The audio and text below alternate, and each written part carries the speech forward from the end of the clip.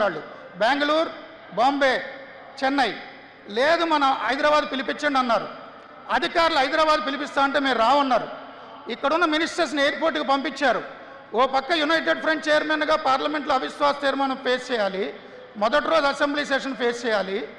ఆయన రిసీవ్ చేసుకుని తన ఇంటి ముందుకు వచ్చి గుమ్మం దిగి మోటరోలా కంపెనీ వాళ్ళు తీసుకుని వాళ్ళకి హైదరాబాద్ బిర్యానీ వడ్డించి కాఫీ టీ ఆయనే సర్వ్ చేసి మీరు 3 సిటీలు తిరిగారు కదా, నాది పరిశీలించండి అన్నారు. పరిశీలించట్లేదు సార్, ఆ 3 సిటీల్లో సీఎంలు కలవడం మా వల్ల కాలేదు, సెక్రటరీల దగ్గరికే టైం పట్టింది, మోటరోలా ఇక్కడికి వస్తుందని చెప్పారు. అలాగే ఎన్నో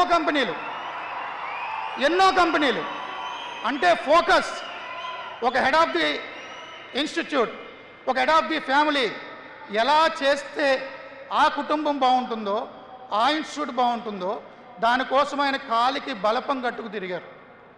హైదరాబాద్ వచ్చిన వాళ్ళకి నైట్ లైఫ్ కావాలి, లైసెన్స్ ఇవ్వండి, ఆయన పబ్ కల్చర్ పెంచేస్తున్నారు, మందులు వేస్తున్నారు అని విపరీతమైన ధర్నాలు.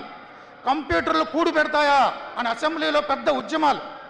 నేను కలిసినప్పుడు చెప్పారు ఇంటర్వ్యూ కోసం, సార్ కంప్యూటర్లు కూడు పెడతాయా, మీరు రైతులు నిర్లక్ష్యం చేస్తున్నారు, గ్రామాలు నిర్లక్ష్యం చేస్తున్నారు, మీరు ఓడిపోయే పరిస్థితి ఎందుకు సార్ కంప్యూటర్లు అంటే, కంప్యూటర్లు కూడు పెట్టడం కాదు, కంప్యూటర్లు కూడబెడతాయి, కోట్లు కూడబెడతాయి.